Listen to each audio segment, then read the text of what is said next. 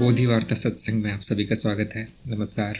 इस सत्संग में आप सभी के प्रश्नों के उत्तर देने का मैं प्रयास करता हूं और आजकल ज्ञान मार्ग कार्यक्रम से संबंधित गतिविधियां यहां पर चल रही सत्संग में। और एक सूचना ज्ञान मार्ग के कार्यक्रम में जो है उनके लिए कि यदि आप ये कार्यक्रम सफलतापूर्वक पूरा करते हैं सभी के सभी चरण, तो आपको एक प्रमाण पत्र मिलेगा। प्रमाण पत्र आप कहीं भी दिखा सकते हैं, उसका कोई भी उपयोग कर सकते हैं। प्रमाण पत्र का अर्थ ये नहीं कि आपको सब कुछ आ गया है, केवल ये है कि ये इस बात का प्रमाण है कि आपने ये कार्यक्रम पूरा किया है।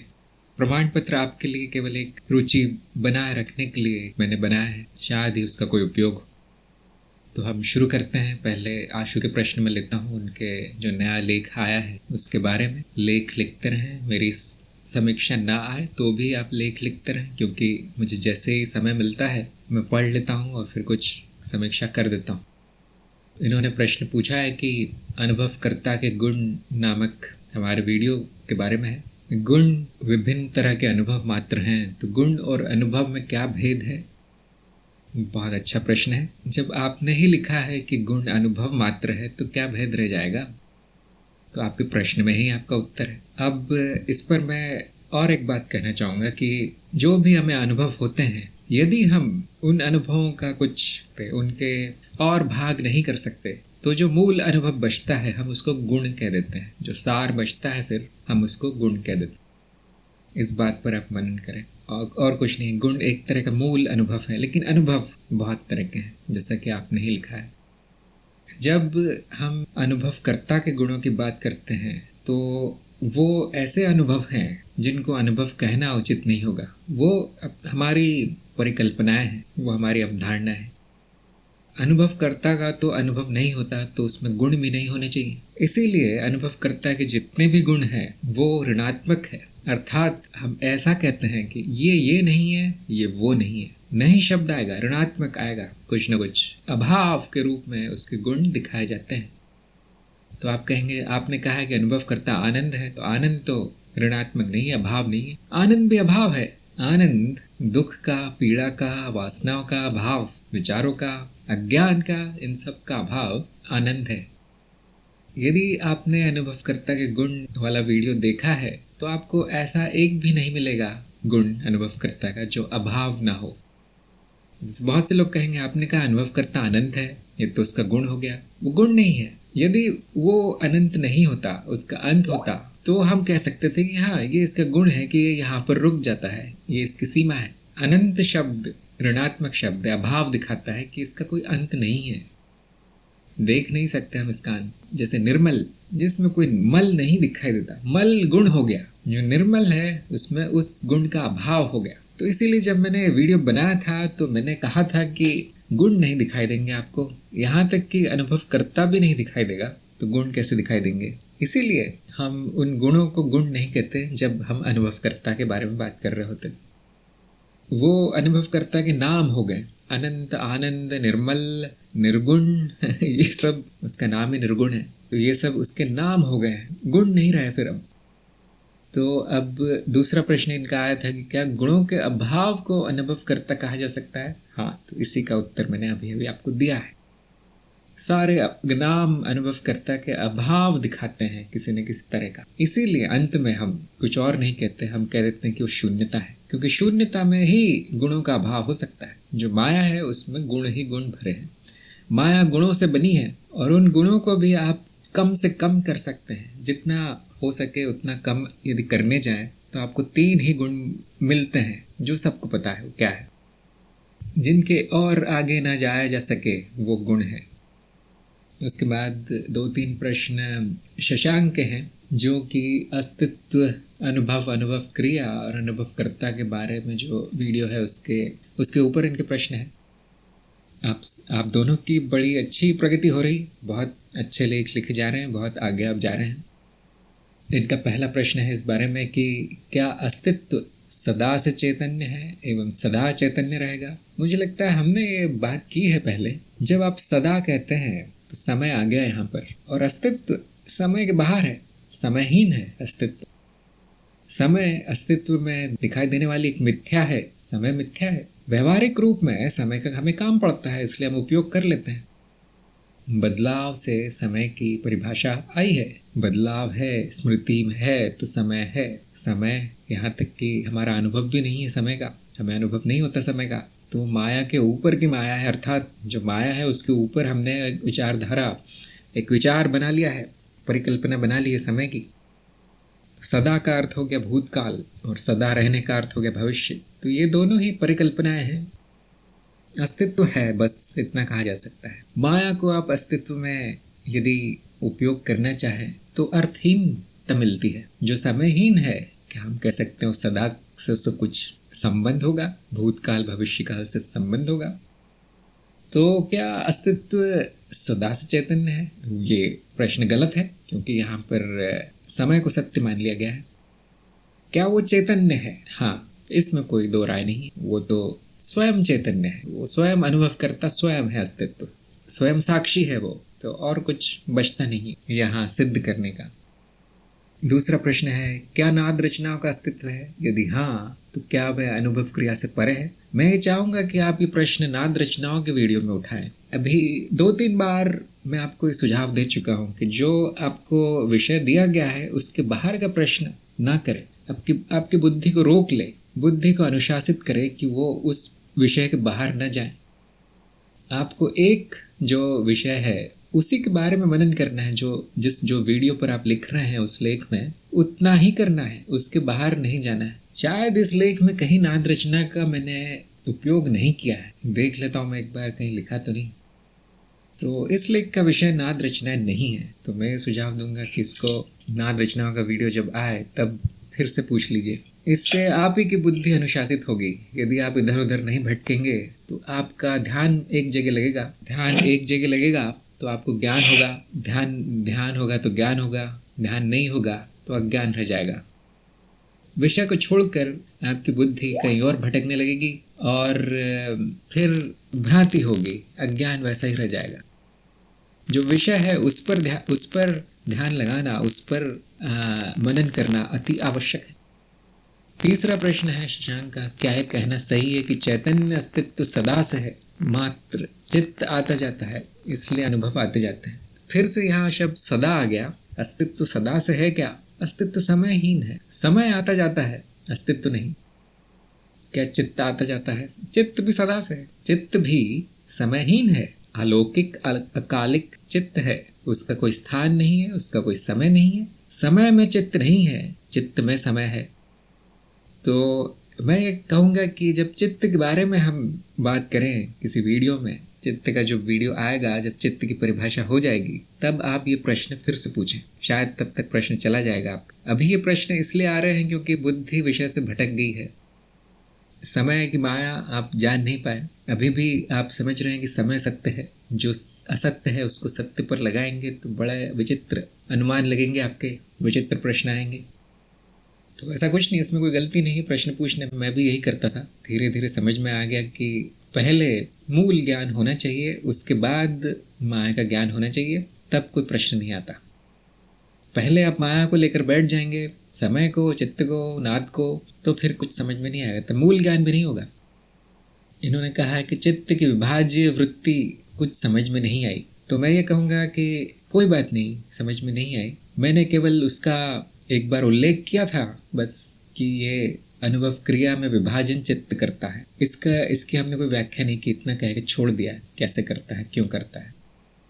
ये भी आपको जब चित्त के चित्त से परिचित हो जाएंगे आप, तब आपको समझ में आ जाएगा कि ये स्वभाव है चित्त का। बिना विभाजन किए उसको कोई भी अनुभव संभव नहीं है, कोई भी ज्ञान संभव नहीं है बिना विभाजन किए। यदि सब कुछ एक ही है, जो अनुभव का व्यवस्थीकरण नहीं हो सकता, तो चित्त की विभाजन वृत्ति चलती रहती है, तोड़ता रहता है अनुभव को और उसका व्यवस्थापन करता रहता है स्मृति में। ये चित्त वृत्ति है। तो अभी इतना ही आप समझ लें तो काफ़ी होगा। जब चित्त के विषय पर आप आएंगे तो चित्त के संबंधित सभी प्रश्न दोबारा पूछ लीजिए। अच्छा, अभी पुण्य के प्रश्न आए हैं कुछ, और उससे पहले आशु का एक और प्रश्न है कि अनुभव करता कुछ करता नहीं है और अहम खुद एक अनुभव है, चित्तवृत्ति है और मिथ्या है। अहम का अनुभव कर्ता में स्थित रहना साधना है तो अहम को अनुभवकर्ता में स्थित रखने का प्रयास कौन करता है? जो खुद एक अनुभव है, जड़ है या मिथ्या है, उसके पास ये स्वतंत्रता कहाँ से है कि उसको कहाँ स्थित होना चाहिए? आपने प्रश्न में ही अपनी मान्यता लिख दी है, जो बहुत अच्छी बात है। मुझे ढूंढना नहीं पड़ेगा कि आया कैसे प्रश्न। आपने लिखा है कि अहम का अनुभवकर्ता में स्थित रहना साधना है। ये ठीक नहीं है। अहम अनुभवकर्ता में स्थित नहीं रह सकता। अनुभवकर्ता का ज्ञान चेतना है और अहम की वृत्ति का ज्ञान इस स्थिति में रहता है। जब आप चेतना में होते हैं तो अहम की वृत्ति का ज्ञान होता है। अहम क्योंकि असत्य है, मिथ्या है, वो कहीं स्थित नहीं हो सकता। कभी कभी हम कह देते हैं कि मैं अनुभव करता हूँ, ये चेतना है, लेकिन ये केवल एक स्मरण का एक, मान लीजिए, मंत्र है। स्मरण आ जाए इसके लिए ये हम वाक्य उपयोग में लाते हैं कभी कभी कि मैं देखो अनुभव करता हूँ। अब उससे भाषा के द्वारा स्मरण संभव हो जाता है और चेतना आ जाती है, लेकिन इसका अर्थ ये नहीं कि अहम वृत्ति अनुभवकर्ता में स्थित हो गई। ये कहना थोड़ा सा इतना सटीक नहीं है। कैसे होगा? अहम वृत्ति अनुभवकर्ता में स्थित कैसे होगी? हो सकता है इससे आपका उत्तर मिल जाए, क्योंकि जो आपने प्रश्न लिखा है उसके पीछे ये मान्यता है कि अहम अनुभवकर्ता में स्थित रहना साधना है। ये मान्यता को आप यदि सत्य मान ले तो फिर ये प्रश्न आएगा कि अब कैसे, कौन करेगा? ये करने वाला तो कोई नहीं है, अब उसको स्थित कौन करेगा? तो ऐसा कुछ नहीं होता। जब आप चेतना की साधना करते हैं, चेतना लीन रहते हैं, तो केवल ज्ञान होता है कि ये सारे अनुभवों की पृष्ठभूमि अनुभव करता है। बस इतना सा ज्ञान है। इसमें न अहम का कोई महत्व है, न किसी और वृत्ति का महत्व है। जैसे मान लीजिए आपके मन में कोई भावना आती है। अब क्या भावना को हम अनुभवकर्ता में स्थित कर सकते हैं? इस वाक्य का कोई अर्थ नहीं निकलता। अनुभवकर्ता अपने आप में स्थित है। आप कह सकते हैं चित्त को स्थिर करना हमारी साधना है। जो जहाँ है वहाँ स्थित है। स्थिर शब्द का उपयोग कर सकते हैं। कभी कभी हम कह देते हैं कि चित्त को इस ज्ञान में स्थित कीजिए, उसकी स्थिति इस ज्ञान में होनी चाहिए। ये चेतना है। लेकिन हम कभी वृत्ति का नाम नहीं लेते कि भावनाओं को अनुभवकर्ता में स्थित कर दो, विचारों को अनुभवकर्ता में स्थित कर दो। ऐसा हम कभी नहीं कहते, क्योंकि इसका कोई अर्थ नहीं निकलता। अब हम भी एक वृत्ति है। वो वृत्ति क्या कहती है कि जो भी कार्य होते हैं, जो भी कर्म होते हैं, वो मेरे द्वारा होते हैं और मैं शरीर हूँ, कर्ता मैं हूँ। ये अहम वृत्ति है। इस मनुष्य शरीर की मिथ्या को सत्य मान लेना और उसको इनाम दे देना मैं, ये अहम वृत्ति है। इसको केवल आपको देखना है, इस पर दृष्टि रखना है, बस यही साधना है आपकी। कि ये वृत्ति चल रही है, कभी इसको मैं कहा जा रहा है, कभी उसको मैं, कभी इसको मेरा कहा जा रहा है, कभी उसको, और इस कर्म का कर्ता ये हो रहा है, उस कर्म का कर्ता वो हो रहा है। ये चेतना है। चेतना में स्थित होना है आपको, अहम को कहीं और स्थित नहीं करना है। कौन है जो ये प्रयास करता है? जैसा कि मैंने कहा था कि चेतना प्रयास के द्वारा संभव नहीं है। प्रयास अर्थात कर्म है। कर्म से चेतना नहीं आती। कर्म भाव के त्याग को हम चेतना कहते हैं। उल्टा है, ठीक उल्टा। प्रयास छूट जाए तो चेतना आती है। जैसा कि आप ही ने लिखा है कि कोई एक अनुभव है, जैसे अहम एक अनुभव है, शरीर एक अनुभव है, विचार अनुभव है, चित्त भी अनुभव है, तो वो तो कुछ करते नहीं है चेतना में आने के लिए। जब उन वृत्तियों पर चेतना का प्रकाश या अनुभवकर्ता का प्रकाश पड़ जाता है तो वो कोई कर्म नहीं है। वहां पर कर्म अंत होते हैं। वहाँ कर्मों का अंत होता है। आपको दिखता है कि कोई कर्म नहीं हो रहा है, केवल मिथ्या है। कर्म भी सारे मिथ्या है, कुछ हो नहीं रहा है। आप इतना देख पाते हैं, केवल अनुभव आ जा रहे हैं। अनुभव हमारे स्मृति की वजह से लगता है कि स्थायी है, कुछ हो रहा है। समय का हमें भान होता है, कुछ चल रहा है ऐसा लगता है। ये सब आभास है। यदि ये आभास है तो क्या कुछ हो रहा है? क्या कोई प्रयास कर रहा है? क्या कोई कर्म हो रहा है? कोई कर्म करने वाला है?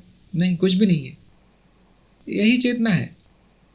अब आपने स्वतंत्रता शब्द का उपयोग किया है। जो मशीन है उसमें कैसी स्वतंत्रता होगी? तो आप भी जानते हैं, चित्त भी मशीन है, शरीर भी मशीन है। अब कैसी स्वतंत्रता होगी उसमें?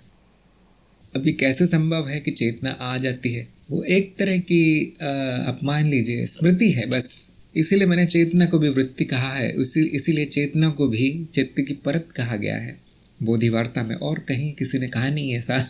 सब चेतना को अनुभवकर्ता के साथ जोड़ देते हैं, उसका पारिवाची बना देते हैं।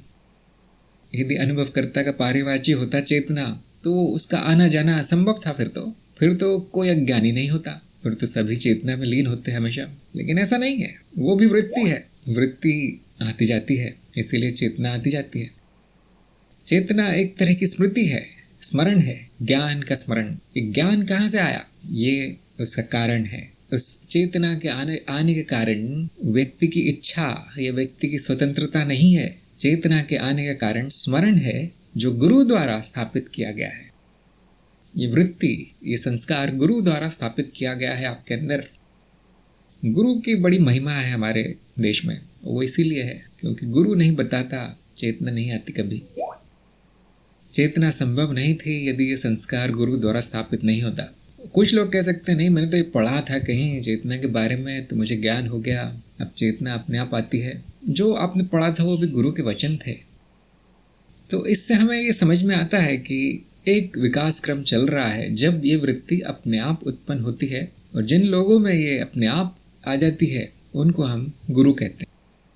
अब गुरु कभी कभी जो भी अंधकार में है उनको ये ज्ञान दे देता है। जैसे ये ज्ञान उनके अंदर पहुंचता है, उनका विकास क्रम एक छलांग लगाता है, लंबी छलांग, और उनमें भी चेतना आ जाती है।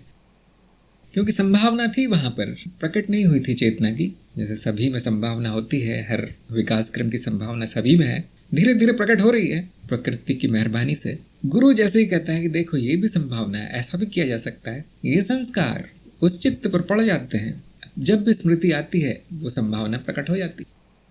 अब यदि उस शिष्य में ये योग्यता है, यदि उसमें मुमुक्षत्व है, तो उसका महत्व, चेतना का महत्व उस शिष्य को समझ में आएगा, और वो खुद ही वहां पर एक वृत्ति चलेगी जो बार बार स्मरण लाएगी। ये बुद्धि के द्वारा होता है। बुद्धि को एक बार समझ में आ गया इसका महत्व, तो इस वृत्ति को, चेतना की वृत्ति को प्राथमिकता दी जाती है, पहले ये रखी जाती है। वहां पे चुनाव करने की हमारे पास स्वतंत्रता है। चेतना को लाने की कोई स्वतंत्रता नहीं है। तो कभी कभी प्राकृतिक रूप से किन्हीं लोगों का विकास हो जाता है, और गुरु से हमें ये दान में एक, मान लीजिए, उपहार स्वरूप ये ज्ञान मिलता है। और यदि उस शिष्य की कामना है मैं चेतना में रहूं, तो बार बार स्मरण आता है। और कभी कभी गुरु स्वयं कहेगा कि देखो आपकी चेतना स्थिर नहीं है, आपकी इच्छा थी कि मैं चेतना में रहूं, लेकिन मैं देखता हूँ कि आपकी चेतना स्थिर नहीं है, तो बार बार स्मरण करो। और फिर स्मरण के उपाय दिए जाते हैं। ये लो माला, ये लो मेरा चित्र ले लो, इसको वहां पर दीवार पर लगाओ ताकि बार बार स्मरण आता रहे। ये लो ये देवी देवता की मूर्ति ले लो, देखते रहो, बहुत सुंदर मूर्ति है, स्मरण आना चाहिए। कृष्ण की मूर्ति को केवल पूजा नहीं करना है, ये भी देखना है कि मैं ही कृष्ण हूँ, मूर्ति में अपनी छवि देखनी है। तो इस तरह से गुरुओं ने उनकी कृपा की वजह से, उनकी दया की वजह से हमें ये सारे साधन दिए हैं। हम क्या कर रहे हैं, हम उसको फैला रहे हैं, हम वो ज्ञान प्रसार कर रहे हैं कि देखो ये हमें मिला है उपहार, और जितना बांटो उतना बढ़ता है। हम उसको देते जाते हैं, चेतना का उपहार। ये कभी न कभी अपने आप तो होगा ही, लेकिन हम चाहते हैं कि जल्दी हो जाए। जीव कुछ नहीं कर सकता, जीव के हाथ में कुछ भी नहीं। यही काम दूसरे ज्ञान के बिना भी हो सकता है। जैसे कुंडलिनी योग में हम विकास क्रम तेज कर देते हैं, प्रकृति की कृपा होती है, शक्ति की कृपा होती है, उसके बाद चेतना आ जाती है। जब हम नाश होता है कुंडलिनी में, कुंडलिनी अर्थात सब कुछ नाश कर देती है वो। जब कुछ नहीं बचता तो चेतना बच जाती है, और फिर वो जो गुरु कृपा है, जो शक्ति की कृपा है, वही उसको बनाए रखती है, वही उसको स्थिर रखती है, चेतना को। अब ये बहुत बड़ा विषय है, इसलिए हम और आगे नहीं जाएंगे इसमें। चेतना के बाद क्या है, ऐसे ऐसे प्रश्न आएंगे। पुण्य का पहला लेख आया था, उसमें जो प्रश्न है मैं पहले लेता हूँ, आपको समीक्षा में शनिवार तक दूंगा। तो इनका पहला जो भाग है ज्ञान मार्ग की श्रृंखला को, उस पर लेख है। इन्होंने पूछा है, हमारे बाहरी इंद्रिय विषय में जाने से रोक कर हम ध्यान के लिए बैठते हैं, पर हमारे आंतरिक इंद्रियां और चित्तवृत्ति की प्रक्रिया का ज्ञान न होना, ये पहुंच के बाहर होने के कारण ध्यान नहीं हो पाता। ये बात मैंने सही समझी या गलत? आप बाहरी इंद्रियों को थोड़ा बहुत रोक सकते हैं, लेकिन पूरी तरह नष्ट नहीं कर सकते बाहरी इंद्रियों को भी। बाहरी इंद्रियों का अर्थ है दृष्टि या सुनना, सूंघना, चखना या फिर छूना। अब जब आप बैठे हैं तो शरीर कहीं न कहीं टिका होगा, जिस भी आसन पर बैठे हैं। अब आप जो छूने की प्रक्रिया है वो तो बंद नहीं कर सकते, कैसे कैसे रोकेंगे उसको? हाँ, आप इतना कर सकते हैं कि आपका जो आसन है बहुत ठंडा, बहुत गर्म या इस तरह से ना हो, या इतना कठोर ना हो कि वो दर्द पैदा करे, इस तरह से थोड़ा सा रोका जा सकता है उसको। तो उसका जो बल है वो कम किया जा सकता है, ताकि हम भूल सके छूने की संज्ञा को, छूने की इंद्री को। इसी तरह से यदि आप कुछ खाए पिए नहीं एक आध घंटे पहले ध्यान के, तो मुंह में कोई स्वाद नहीं होता, और इस तरह से उसको भी कम किया जा सकता है, लेकिन वो बंद नहीं होगा। इसी तरह से सूंघने की जो इंद्री है उसको भी आप पूरी तरह से बंद नहीं कर सकते। कोई न कोई यदि गंध है हवा में, अगरबत्ती है या कपूर या जो भी आप जलाते होंगे ध्यान के समय, वो तो रहता ही है। क्यों जलाते हैं हम? ताकि हमारा ध्यान इधर उधर ना जाए। एक मधुर गंध में हम बैठना चाहते हैं, ताकि हमें कोई बीच बीच में उठना ना पड़े कि ये गंध आ रही है, वो गंध आ रही है, सब रोको, बीच बीच में उठना ना पड़े।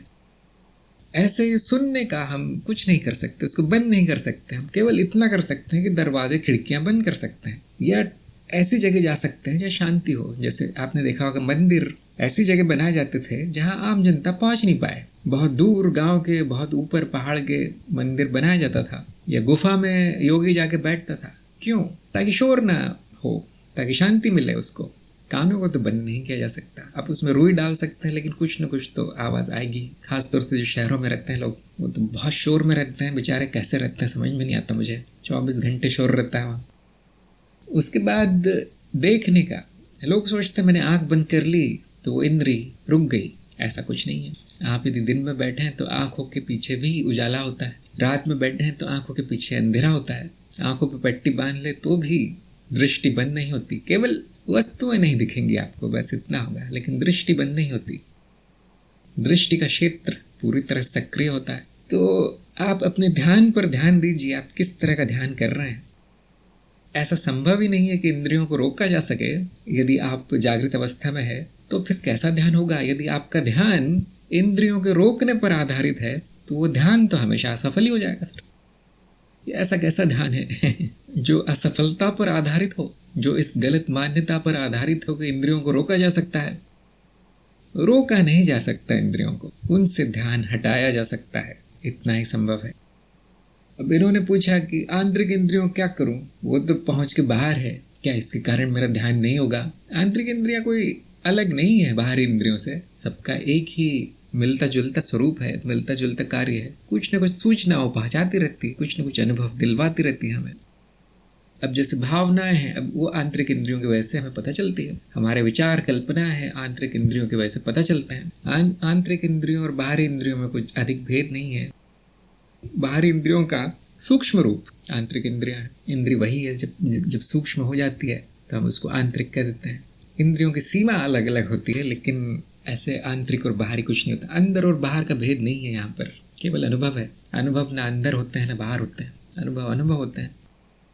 तो यदि आपका ध्यान आंतरिक इंद्रियों को बंद करने पर ही लगता है तो फिर वो कभी नहीं होगा, वो तो असंभव हो जाएगा। तो आप पता नहीं किस तरह का ध्यान कर रहे हैं। ज्ञान मार्ग में कोई ध्यान नहीं है, ज्ञान मार्ग में कोई साधना नहीं है ध्यान की।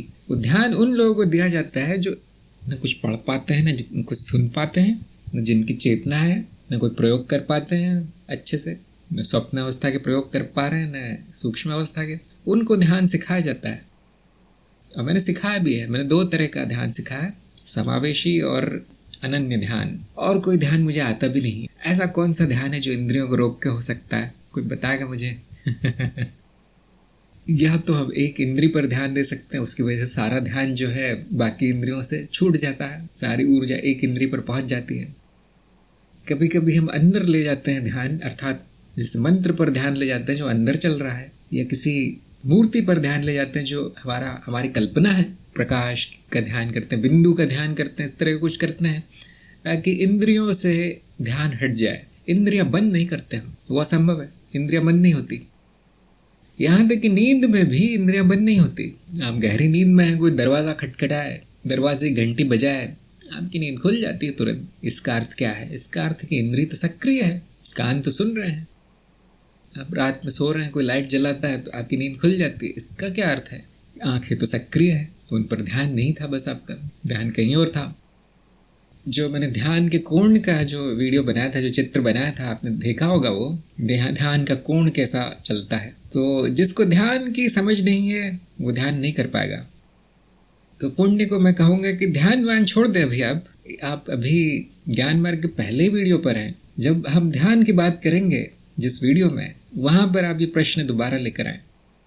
अभी तो बुद्धि भटक रही है, ध्यान में चली गई है। इन्होंने एक सुझाव दिया है कि हमारे 5 इंद्रियों का अनुभव हम आसानी से देखते हैं। ज्ञान एक संयोजन में आपसे स्पर्श, गंध और स्वाद में आधारित उदाहरण छूट गया है। अब देखिए कितने उदाहरण दिए जा सकते हैं छोटे से वीडियो में, 1-1.5 घंटे के।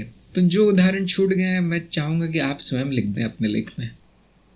तो ये थे जो कार्यकर्मी हैं उनके उत्तर, उनके प्रश्नों के उत्तर। अब यदि आपकी कोई और प्रश्न हो तो मुझे बताइए। पुण्य से मैं एक और अनुरोध करूंगा कि उदाहरण नाम के फोल्डर में सारी की सारी फाइलें मैंने डाल रखी है, जिसमें सारे के सारे बिंदु लिखे हुए हैं। फाइलों के नाम वैसे के वैसे ही रखें, उसी फाइल में लिखना शुरू कर दें। आपका भी समय बहुत बचेगा, कोई बिंदु छूटेगा नहीं। वहाँ पे समय भी लिखा गया है उन फाइलों में, और आप कभी भी जाकर देख सकते हैं कि उस समय भी उस वीडियो में क्या कहा गया था। तो जैसा कि मैंने निर्देश दिए हैं उन निर्देशों पर चलें तो व्यवस्थित रहेगा, क्योंकि ये कार्यक्रम हमने व्यवस्थित तरीके से सीखने के लिए ही चलाया है। तो भी मैं आपको जब समीक्षा करूंगा तो मैं दोबारा याद दिलाऊंगा ये बात। शशांक ने पूछा है कि आपकी आध्यात्मिक यात्रा का वीडियो या वर्णन देखने की इच्छा है। बड़ी विचित्र बात है कि यही प्रश्न मुझसे रविवार को भी पूछा गया था, और मैंने जो उत्तर दिया था मैं आपको उसका संक्षेप में उत्तर देता हूँ कि मेरी आप लोगों का समय नष्ट करने की कोई इच्छा नहीं है। मैंने जो भी संघर्ष किया है, मैंने जो भी गलतियाँ की है, वो आपको बताने से आपका समय नष्ट होगा। ये यात्रा इतनी बोरियत भरी है, उसमें कुछ भी बताने लायक नहीं है। उसके वर्णन की जो कथा है उसमें कुछ भी जानने लायक नहीं है। यदि आपकी इच्छा है किसी की जीवनी पढ़ने की, तो जो बड़े बड़े गुरु हैं उनकी जीवनियाँ पढ़ लीजिए। और मैंने एक बात देखी है कि उनकी जीवनी पढ़ के भी कोई फ़ायदा नहीं होता। जब तक आप साधक है, आपका सारा ध्यान साधना पर होना चाहिए। जब तक आप ज्ञान अर्जन कर रहे हैं, आपका सारा ध्यान ज्ञान पर होना चाहिए। इसकी जीवनी, उसकी जीवनी, इसकी यात्रा, उसकी यात्रा, आपका समय नष्ट होगा, कोई ज्ञान नहीं मिलेगा आपको। अब मैं आपको बता दूं कि पहले मैं यहाँ रहता था, वहाँ रहता था, मेरा ये अज्ञान था, मैं ये सोचता था, मुझे ये दुख हुए, वो दुख हुए। पहले यहाँ नौकरी करता था, फिर वहाँ नौकरी करता था, फिर कोई नौकरी नहीं करता था। अब ये सब अध्यात्म से इसका कोई संबंध नहीं है, लेकिन मेरे जीवन में यही हुआ है, और कुछ हुआ नहीं, और कुछ हुआ नहीं। जो आध्यात्मिक यात्रा है वो जीवन यात्रा ही है। अब मैं ये बताऊंगा कि एक दिन मैं बैठा था, मेरे मन में विचार आया कि इस प्रश्न का क्या उत्तर होगा। अब मैंने यहाँ ईमेल किया, वहाँ फ़ोन किया, ट्रेन पकड़ के यहाँ गया, वहाँ गया, इस आश्रम में गया। आपका उससे कुछ भी लाभ नहीं होने वाला। और यदि मैं ईमानदारी से कहूँ तो मुझे कुछ याद भी नहीं है कि मैंने क्या किया। कौन सा अनुभव, कौन सा ज्ञान मुझे कब हुआ, न तारीख याद है, न घटना याद है। मैं इतना जानता हूँ कि बहुत अंधकार था, धीरे धीरे वहाँ प्रकाश आ गया। साधना करते करते, गुरुओं के पीछे भागते भागते, पुस्तकें पढ़ते पढ़ते, क्या सही है क्या गलत है जानने का प्रयास करते करते, और उनमें बड़ी साधारण सी घटनाएं हुई। 1-2 घटनाएं आप कह सकते हो चमत्कारी लगती, लेकिन आजकल कुछ भी चमत्कार नहीं लगता मुझे। आजकल एक भी घटना चमत्कार नहीं लगती। आप इस संसार का सबसे बड़ा चमत्कार ले आइए, ज्ञान का प्रकाश पढ़ते ही वो साधारण हो जाता है। उसमें कोई रुचि भी नहीं बची अब किसी चमत्कार में। जैसे लोग प्रयोग कर रहे हैं, वो कहते हैं मुझे ये अनुभव हुआ, मुझे वो अनुभव हुआ, मुझे सुन के नींद आ जाती है। उसमें कुछ भी नहीं रखा है, अनुभव में कुछ नहीं है, जीवन में कुछ नहीं है, इस यात्रा में कुछ सीखने लायक नहीं है। मेरा एक ही सुझाव है, अंधकार को देखें, अज्ञान को देखें, जल्दी से जल्दी उसको खत्म करें। बाकी सब इधर उधर भटकाव है। मैं ये जानना चाहता हूँ, नहीं, कुछ नहीं जानना है आपको, केवल वही जानना है जो आपको अंधकार में रखता है। जल्दी से जल्दी समय नष्ट नहीं करना है। जीवन बड़ा छोटा सा है। ये वीडियो बना रहा कोई, अब मुझे उसकी भी जीवनी जाननी है। वो वीडियो किसी ने बना दिया, उससे सत्संग में बात हो गई, अब मुझे उसकी भी यात्रा जाननी है। ये क्या करेंगे आप इन यात्राओं को जान के? मृत्यु के तुरंत बाद आपकी स्मृति शून्य हो जाएगी। क्या बचेगा मृत्यु के बाद? चेतना बचेगी। इस सपने की तरह सारा को सारा बह जाएगा, जैसे लहर आती है और आपने जो रेत में चित्र बनाए हैं बह जाते हैं। मृत्यु के 5 मिनट बाद, 10 मिनट बाद कोई नहीं बचेगा। न मैं बचूंगा, ना आप बचेंगे, ना आपका परिवार बचेगा, ना आपके जीवन की कोई घटना बचेगी। सब मिट जाएगा, चेतना बचेगी। वहां पर मुक्ति का द्वार खुलेगा, वो अभी भी खुला है और वो किसी की यात्रा जानने से नहीं होगा। आशु ने कहा है कि एक प्रश्न पूछना है। हाँ, जरूर पूछिए। नमस्ते गुरुजी, बहुत बहुत धन्यवाद, आपने चेतना पे जो प्रकाश डाला। गुरुजी, एक चीज पूछनी थी। आपने कहा चेतना स्वतः आती है गुरु कृपा से, बट चुनाव कर सकते, तो वो आगे चुनाव आप फिर से बताएंगे? आखिरी लाइन आपने क्या कही?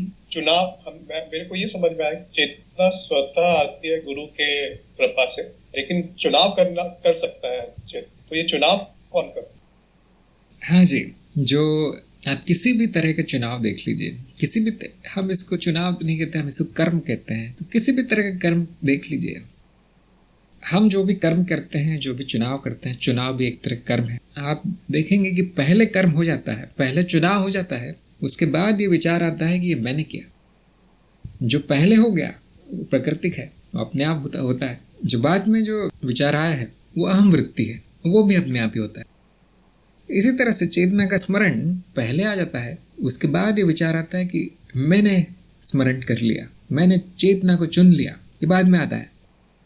आपको ये ध्यान से देखना पड़ेगा, जब ये होता है बड़े ध्यान से देखना पड़ेगा। और यदि आपका ध्यान पक्का है और यदि आपकी चेतना भी पक्की है तो आप इस प्रक्रिया को देख पाएंगे कि जो मैंने चुनाव किया है, किसी ने चुनाव किया है, पता नहीं किसने, ये सारे विचार बाद में आते हैं, कर्म पहले हो जाता है। अब एक क्या निर्धारित करता है कि किस समय क्या स्मरण आएगा, किस समय कौन सी वासना आएगी, किस समय क्या विचार आएगा, क्या निर्धारण करता है? इसके पीछे कई कारण हो सकते हैं। पहला तो मैंने जैसे बताया, स्मरण करने के लिए हम कुछ उपाय देते हैं साधक को कि ये लो मूर्ति लो, इस मूर्ति को सामने रखो हमेशा, ये अंगूठी लो, अंगूठी में जो हीरा है वो देखकर कम से कम याद आ जाएगा कि मैं क्या हूँ। ये माला लो, जपते रहो, जब क्योंकि मशीन है चित्त, जब जब जब करते करते वो अपने आप चलने लगता है। जब तो जब कुछ भी हो सकता है, जैसे राम राम, कृष्ण कृष्ण, या शिव शिव शिव शिव शिव सबसे उत्तम है, या फिर ओम, या कोई मंत्र हो सकता है। हर मणि के बाद आपको मंत्र बोलना है। ये क्या है? ये उपाय है चेतना में रहने के। अब जिसको ये ज्ञान नहीं है चेतना वगैरह क्या है, वो करते हैं जब, लेकिन वो मशीन की तरह करते हैं। उनको पता नहीं है कि वो कर क्या रहे हैं। तो उनको केवल ये पता है कि गुरु ने बताया था इसलिए मैं कर रहा हूँ, या कहीं से पढ़ लिया, किसी किताब में पढ़ लिया, किसी और को करते हुए देख लिया, वो भी करना चालू कर दिया। धार्मिक तरह के लोग होते हैं, इस तरह से करते हैं, कुछ ना कुछ बोलते रहते हैं। तो जैसे हमारे यहाँ नमस्ते की जगह भी राम राम कहा जाता है, जैसे गुजरात में जय श्री कृष्ण कहा जाता है, या पंजाब में सत श्री अकाल कहा जाता है। अब ये क्या है? ये इसीलिए ये संस्कार डाल दिए गए हैं जनता में, हमेशा याद रहे आपको। किसी को देखे नमस्कार करना है तो याद आ जाए आपको, नमस्कार का अर्थ ही होता है कि मैं चेतना हूँ। अब तरह तरह के हमने उपाय किए थे, सब के सब भ्रष्ट हो गए, सब के सब। तो ये कारण हो सकता है कि गुरु ने कुछ उपाय दिया हो जिसकी वजह से स्मरण आ जाता हो। यदि कोई उपाय ही नहीं है, यदि आप कोई उपाय उपयोग नहीं कर रहे हैं, तो चित्त में प्रक्रियाएं चलती हैं जो उसके लिए क्या उपयोगी है वो स्मरण दिलाती रहती है। जैसे आपके घर में कोई वस्तु नहीं है, अब आपको रोज याद आएगा कि अरे ये नहीं, आज मुझे ये काम करना था। आपकी जेब में पैसे नहीं है, याद आएगा मुझे बैंक जाना था, पैसे निकालने जाना था। ये अपने आप चल रहा है चित्त में। जीवन के लिए बड़ी उपयोगी वृत्ति है कि एक उसमें लिस्ट होती है, एक सूची होती है चित्त में, स्मृति में, वो बार बार उसको लाता रहता है सामने। मान लीजिए आपके किसी से झगड़ा हो गया, झगड़े होने का अर्थ ये है कि जीवन के लिए खतरा है, वो स्मृति में सबसे ऊपर लिखा जाएगा और वो रोज बार बार याद आएगा। और आप कहेंगे ये क्यों मुझे मैं नहीं चाहता याद करना है, क्यों आ रहा है? तो जो लोग सोचते हैं कि मैं चुनता हूँ मुझे क्या याद करना है, वो यहाँ देख लें कि आप तो चुनते नहीं है। सब जो बुरे विचार हैं, जो बुरी स्मृतियाँ हैं, आप तो चुनते नहीं हैं। और सबसे पहले तो वही आती है। कुछ अच्छा हुआ है वो कभी याद नहीं आएगा, क्योंकि सूची में तो बहुत नीचे चला गया है। जो सबसे बुरा है, जो सबसे ज़रूरी है, जो उत्तरजीविता के लिए, जीवित रहने के लिए सबसे महत्वपूर्ण है, वो सबसे ऊपर रहता है और वो बार बार बार बार आता है। जो हमारे नौजवान जो लोग हैं, नौजवान साधक हैं, उनको एक बड़ी समस्या होती है कि उनकी जो काम वासना है वो सबसे पहले रहती है, दिन भर वही चलता रहता है, बहुत बार आती है। अब क्यों ऐसा है? क्योंकि उत्तरजीविता के लिए वो आवश्यक है। धीरे धीरे जैसे जैसे आयु बढ़ती है तो कम हो जाती है, लेकिन कभी जाती नहीं है। तो ये जो वृत्ति है चल रही है चित्त में, हर परत में एक न एक कुछ न कुछ चलता रहेगा। जब बुद्धि के द्वारा ये ज्ञान हो जाता है कि चेतना मेरे लिए सबसे महत्वपूर्ण है, चेतना मेरे लिए सबसे सुखदायी है, जहाँ पर मैं सभी दुखों का अंत देखता हूँ, तो वो जो है सूची में सबसे ऊपर चढ़ जाती है चेतना। अब वो भी बार बार आती है। ये कारण हो सकता है। ऐसे कई कारण हो सकते हैं, और एक कारण जो मैं कहता नहीं हूँ कभी, वो है गुरु कृपा। गुरु कृपा जिस पर हो जाती है उसको ना कुछ उपाय करना पड़ता है, न उसको बुद्धि का उपयोग करना पड़ता है, न उसके गुरु को कुछ करना पड़ता है। चेतना सबसे ऊपर उसकी हमेशा रहती है। इसके पीछे पूर्व जन्म की साधना हो सकती है, कोई पुण्य काम हो सकता है, कुछ अच्छा काम हो सकता है कुछ, या फिर वो कारण शरीर इतना पुराना है, इतना प्राचीन है कि उसमें ये वृत्ति अपने आप वहाँ तक आ गई है। क्योंकि इसकी भी संभावना है, ये भी संभावना है, सभी संभावना है। तो कोई ना कोई बड़ा काम होता है, ये संपूर्ण चेतना के साथ जन्म लेता है, और उसको कुछ नहीं करना पड़ता, उसको न उपाय करने पड़ते हैं, न कुछ उस बार बार याद करने की आवश्यकता है। वो चेतना में ही रहता है हमेशा, सारा जीवन चेतना में रहता है। मृत्यु भी चेतना में होती है, मृत्यु के बाद कुछ नहीं होता, महासमाधि हो जाती है। अब मेरी चेतना आती जाती है, इसका क्या अर्थ है? इसका अर्थ ये है कि फल अभी तक पका नहीं, फल अभी भी हरा है, अभी नया नया चेतना के संपर्क में आया है वो जीव, और उससे कुछ न कुछ और ही चलता रहेगा। जो पुराना है वो चलता रहेगा, काफी वर्ष तक चलता रहेगा, काफी जन्मों तक चलता रहेगा। ज्ञान मार्ग में हमें इस बात की जल्दी नहीं है। ज्ञान मार्ग में हमें ये जल्दी होती है कि वो बीज पड़ जाए, चेतना का स्वाद चख ले वो जीव, वो चित्त। उसके बाद जो होता है वो प्राकृतिक रूप से होता है। उसके बाद गुरु भी नहीं कहता कि भाई चेतना में रहा करो, चेतना में नहीं रहते हो, ये मत खाओ, वो मत पियो, चाय मत पियो, कॉफ़ी मत पियो, चेतना कम हो जाती है। कोई हम ज्ञान मार्ग में ऐसा कुछ नहीं कहते। क्यों? क्योंकि हम जानते हैं कि ये प्राकृतिक है। एक दिन वो चेतना सूची में सबसे ऊपर हो जाएगी, उसकी प्राथमिकता सबसे ऊपर हो जाएगी, चाहे वो कई वर्षों बाद हो, चाहे वो कई जन्मों बाद हो। ऐसा क्यों है? ऐसा क्यों है कि चित्त उसको सबसे ऊपर ले आता है, धीरे धीरे सीख जाता है कि सबसे महत्वपूर्ण मेरे लिए चेतना है। वो इसीलिए है क्योंकि चेतना में सुख है। यदि चेतना में दुख होता तो उसको हटा दिया जाता वहाँ से। चेतना में सुख है, चेतना में मुक्ति है, इसलिए अपने आप आ जाती है। वो बड़ा प्राकृतिक है, इसमें कुछ भी अप्राकृतिक नहीं है, कुछ भी कृत्रिम नहीं है कि हम जोर जबरदस्ती से प्रयास से वहाँ तक पहुँचने का प्रयास करें कि अब मुझे 24 घंटे चेतना में होना है, बस कल से ऐसा ही होना है। आप कर सकते हैं, लेकिन यदि दूसरी वृत्तियाँ बलशाली हैं तो चेतना को भी हटा देती हैं।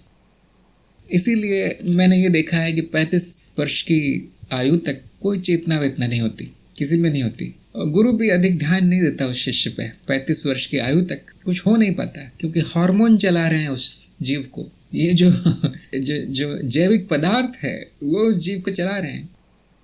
वो प्रक्रिया बड़ी बलशाली है। एक बार गुस्सा आ जाता है किसी जवान व्यक्ति को, अब वो जाता नहीं है, महीनों महीने तक जाता नहीं है। आपने देखा ही होगा, इसी तरह के हैं। सबसे बड़ी विचित्र बात है काम वासना, पुरुषों में बहुत होती है, जाती नहीं है, चेतना को हटा देती है बार बार। इसीलिए ब्रह्मचर्य का इतना हमारे यहाँ क्या कहते हैं महत्व था कि देखो चेतना चाहिए तो ब्रह्मचर्य में आना पड़ेगा। आप जानते हो सब फेल हो जाता है, वो सब नहीं चलता। क्यों?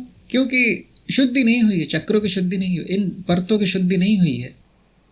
अहम भाव कितना भी प्रयास करे आ ही जाता है। 35 से 40 के बीच थोड़ी थोड़ी आँख खुलती है उस मनुष्य की।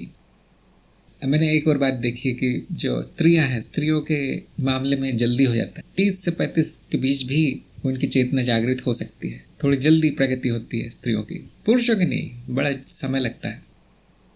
40-45 की आयु के बाद प्रकृति आपको ये छूट देती है कि अब जाओ, अब कर लो अध्यात्म, मेरा काम हो गया।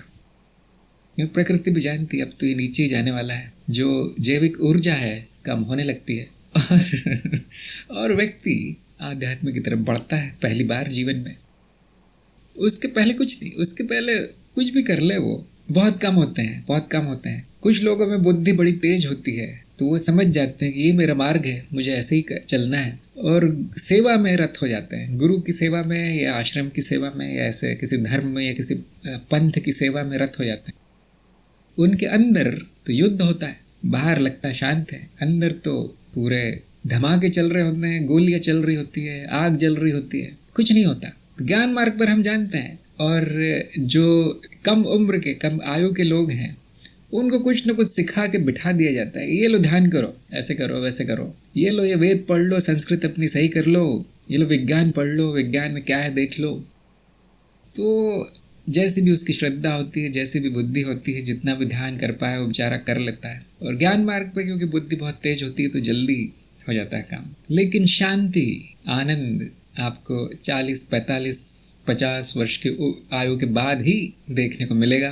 उससे पहले जो भी होगा वो आकर चला जाएगा, एक एक क्षण तक रहेगा बस। और इसीलिए मैंने देखा है कि तंत्र में बड़ी रुचि होती है। जो नए नए लोग हैं, नए नए आते ही अध्यात्म तंत्र मार्ग से हैं, इस श्लोक में क्या है, उस श्लोक में क्या है, इस तरह से जानना उनका होता है। ये सिद्धि कैसे मिलेगी, वो सिद्धि, ये क्या है, ये अहम भाव है केवल। कुछ लोग जीवन भर तंत्र में ही रहते हैं क्योंकि आगे वो बढ़ नहीं पाते, उनका विकास नहीं हो पाता। किशोर अवस्था ही उनके मन में भी रहती है, शरीर बूढ़ा हो गया तो भी मन से तो वो जवान ही रहते हैं, इसलिए प्रगति नहीं हो पाती। जब ये मूर्खता धीरे धीरे खत्म होने लगती है 40 से 50, 55 की आयु के बीच में, तब ध्यान होता है, तब आध्यात्म में सही रुचि आती है, उसके बाद चेतना आती है, उसके बाद जो दूसरी वृत्तियां इतनी अधिक नहीं होती, क्योंकि आदमी कमा धमा के वो परिवार को सुखी करके बैठा है तब तक। क्योंकि ये जो उत्तरजीविता की वृत्तियां हैं बड़ी खतरनाक होती है, बहुत बलशाली होती है, कुछ नहीं करने देती व्यक्ति को। मूल आधार स्वादिष्ठान जब तक स्थायी नहीं होते तब तक प्रगति नहीं हो सकती। जब तक उनकी तृप्ति नहीं हो जाती वो प्रगति नहीं होने देते हैं। इसीलिए कुंडलिनी के मार्ग पे कुंडलिनी को पहले चढ़ा दिया जाता है हृदय तक, आपके अनाहत तक, ताकि वो नीचे की वृत्तियां आपको पागल न कर दें। पता नहीं आजकल होता है या नहीं, पता नहीं, बस देखता हूँ बड़ा अजीब सा चल रहा है कुछ कुंडलिनी के नाम पे यहाँ पे। और अधिक कभी कभी उसमें आग फूक जाती है मूलाधार और स्वादिष्ठान में। जिनकी काम वासना नहीं थी उनकी भी जागृत हो जाती है। अब वो तो गुरु पर है कि क्या करता है वो गुरु ही जानता है क्या कर रहा है वो शिष्य के साथ। ज्ञान मार्ग पे हम प्राकृतिक रूप से चलने देते हैं। जब सब शांत हो जाता है तब हम आत्मज्ञान पकड़ा देते हैं। लो भाई आत्मज्ञान ये है, अब करते रहो, चेतना वेतना करते रहो जो करना है, और अब अपने आप होता है। ये मैंने इसलिए बताया क्योंकि मैं कारण गिना रहा था आपको कि चेतना आने के कारण क्या है। नहीं, मेरा चुनाव नहीं है, कारण बहुत है, गिनती भी कठिन है उसकी कारणों की, इसलिए हम गिनती विनती नहीं करते। चेतना आ गई, चेतना को पकड़ लेते हैं, जाने नहीं देते, चली गई कोई बात नहीं। कोई वृत्ति आ गई है जिसके पीछे छुप गई चेतना, वृत्ति आकर चली जाती है, चेतना वापस आती है, चलने देते हैं। हमें पता है कि अब ये तो चलना है, जब तक पक नहीं जाएगा ये जीव, जैसे जब फल पक जाता है, सुगंधित हो जाता है, स्वादिष्ट हो जाता है और अपने आप गिरता है पेड़ से, तोड़ना भी नहीं पड़ता उसको, पेड़ पर नहीं चढ़ना पड़ता, खुद ही नीचे आ जाता है। पेड़ को थोड़ा सा हिला दो बस। तो मैं बैठा हूँ यहाँ पर, मैं इस इंतज़ार में बैठा हूँ कि एक फल पकेगा, वो गिरेगा। इसी तरह से सभी बैठे हैं हम केवल उसको वातावरण सही दे सकते हैं कि जब वो फल गिरे तो सही जगह गिरे, सही हाथों में पहुँचे, उसको सही मार्गदर्शन मिले। गुरु और कुछ नहीं कर सकता, मार्गदर्शन ही कर सकता है, संकेत दे सकता है कि देखो अब ये हो रहा है, अब ये होगा, अब आपको यहाँ पर ध्यान रखना है क्या हो रहा है, इतना ही हो सकता है। इसीलिए मैंने, जब आपने ध्यान दिया होगा कि कार्यक्रम शुरू किया तो उसमें जो फॉर्म आप भरते हैं तो उसमें मैंने आयु पूछी है और कुछ नहीं पूछा। मुझे और कुछ करना नहीं है, आप कहाँ रखते हैं क्या करते हैं कुछ नहीं करना है हमें। आयु बड़ी असाधारण सी चीज़ है, बड़ी असाधारण है। जो मनुष्य का जो विकास क्रम हो रहा है वो मनुष्य जीवन में भी बड़े तेज होता है। आपने देखा होगा जो दूसरे जीव जंतु हैं उनकी आयु बढ़ती है तो पता भी नहीं चलता। जो पक्षी है आसपास आपके, आपको बूढ़ा पक्षी, जवान पक्षी पता नहीं चलेगा कौन बूढ़ा है कौन। हाँ, आपके जो पालतू पशु पक्षी है उनका आपको पता चल जाएगा क्योंकि आपके ध्यान में है, कुत्ते बिल्लियाँ हैं, लेकिन इतना भी फर्क नहीं दिखाई देता, थोड़ा बहुत दिखाई देता है। लेकिन मनुष्य को देख लीजिए आप, बहुत देर लगती है उसको बड़े होने में, 20-25 वर्ष लगते हैं, उसके बाद भी उसका विकास क्रम चलता रहता है। तो ऐसा लगता है कि धीरे हो रहा है लेकिन बड़ा जल्दी हो रहा है। क्योंकि जो मनुष्य की जो आयु है 100 साल, आप मान लीजिए 80 साल हो गई आजकल, तो उतने में वो कई जीवों के जीवन काल लांग लेता है मनुष्य। विकास क्रम तेज हो गया यहाँ पर। जो बच्चा बोल नहीं पाता था, केवल रोता था, वो पंडित हो जाता है 20 साल में। हम केवल चलना नहीं सीखते, हम तो बहुत कुछ करना सीख जाते हैं। तो हमारा विकास क्रम बुद्धि होने की वजह से बड़ा तेज होता है और वो आयु में झलकता है। यदि यही काम मनुष्य से नीचे का जीव करे तो उसको कम से कम 5 या 6 जन्म लग जाएंगे वही करने में, जो मनुष्य एक जन्म में कर लेता है। और मैं जानता हूँ सभी नहीं कर पाते। सभी तो यदि अपनी बुद्धि का 10% भी उपयोग कर ले अपने जीवन में तो बड़ी बात है, कोई बात नहीं। लेकिन जो आध्यात्म मार्ग पर आ गए, मैंने देखा वो बड़े तेज उनका विकास होता है, फिर विकास क्रम बहुत तेज हो जाता है। और एक बार ये जो उत्तरजीविता के जो चक्र है वो एक बार शुद्ध हो गए तो और तेज हो जाएगा, और तेज हो जाएगा। आपको लगेगा मैं नहीं रहा, मैं वो व्यक्ति नहीं रहा जो पहले था। 30-35 वर्ष तक तो यही लगता रहता है कि मैं वही हूँ, मैं अब न बदलूंगा, न सुधरूंगा, न बिगड़ूंगा, जैसा हो गया हूँ बस अब वैसा हो गया हूँ। ये उनके साथ होता है जो आध्यात्म मार्ग पर नहीं है। जो आध्यात्म मार्ग पर है वो देखेंगे कि उनकी प्रगति 35 वर्ष की आयु के बाद बड़ी तेज हो जाती है। अब क्या ऐसा होगा कि 60, 70, 80 के बाद और तेज हो जाएगी? तो मैंने देखा है ऐसा भी नहीं है। 70-75 वर्ष की आयु के बाद प्रगति फिर धीरे हो जाती, क्योंकि अब इतनी ऊर्जा नहीं बची। अब चेतना में इतना भी आती है जाती, कुछ उसका कुछ इतना ध्यान हम रखते नहीं हैं। शरीर भी अब जाने वाला है, तो वो जो जैविक ऊर्जा है वो अब सूक्ष्म शरीरों में जाने लगती है। अब ये बड़ा विषय है, इस पर तांत्रिक लोग अच्छा बता पाएंगे, मैं अधिक जानता नहीं हूँ।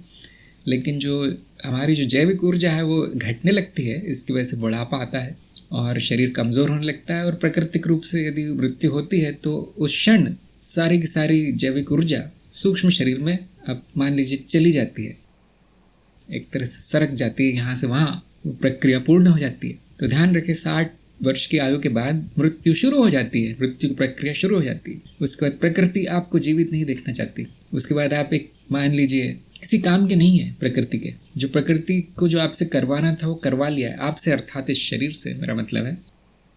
जो भी आपकी जो स्मृतियाँ हैं सब ऊपर चली जाती हैं कारण शरीर में, जो भी ऊर्जा हैं वो सारी सूक्ष्म शरीरों में चली जाती है। प्राण जिनको हम कहते हैं, प्राण वायु एक एक एक एक करके कम होते होते चित्त की दूसरी परतों में हट के यहाँ से वहाँ चली जाती।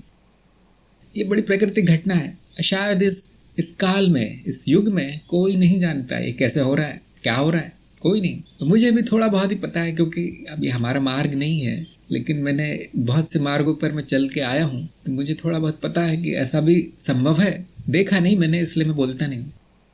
जब हम उस आयु तक पहुँचेंगे, धीरे धीरे आयु बढ़ेगी, अपने आप आपकी चेतना है, आपका ध्यान है, तो आपको अपने आप दिखेगा क्या हो रहा है। यहाँ तक कि आपको आपकी मृत्यु कब होने वाली है वो भी अंदाज़ा हो जाएगा। प्राणों की गति देखकर, इस शरीर का क्रियाकलाप देखकर आप अंदाज़ा लगा सकते हैं। इस तरह से अपना जीवन थोड़ा नियोजित कर सकते हैं कि अब 3 साल बचे हैं, 4 साल बचे हैं, अब मुझे सब कुछ निपटा के वनवास लेना है। ऐसा कुछ पहले करते थे पहले ज़माने में, आजकल तो ऐसा कुछ होता नहीं है। तो इस तरह से ये ज्ञान आपके काम आ सकता है। और कोई प्रश्न है यदि आप लोग, क्योंकि ऐसा तो चलता ही रहेगा मेरा। जिनको चेतना को लेकर परेशानी है, मैं बताना चाहूँगा कि चेतना शुद्धि का एक वीडियो है अंतर शुद्धि की श्रृंखला में, उसमें बहुत से उपाय बताए गए हैं। आपको जो अच्छा लगे उपाय कर सकते हैं, उससे चेतना बनी रहेगी। और एक क्यों, आप 2-4 उपाय कर सकते हैं, उसका अर्थ जान लें बस। लोगों ने हनुमान जी की फ़ोटो लगा रखी है हर जगह, जहाँ जाते हैं उनके फ़ोन में भी हनुमान जी है, उनके ऑफिस में भी हनुमान जी, उनकी दुकान में भी हनुमान जी, लेकिन वो हाथ जोड़ के वो अचेतन हो जाते हैं। हनुमान का क्या अर्थ है? जो पूरी तरह से समर्पित है, इसलिए आपने उसको आदर्श बनाया है। आप तो किसी तरह से समर्पित नहीं है, आप तो पूरी तरह से जीवन को समर्पित है, उत्तरजीविता को, संग्रह में या फिर वासना पूर्ति में समर्पित हैं। अब उसमें हनुमान जी की फ़ोटो क्या करेगी?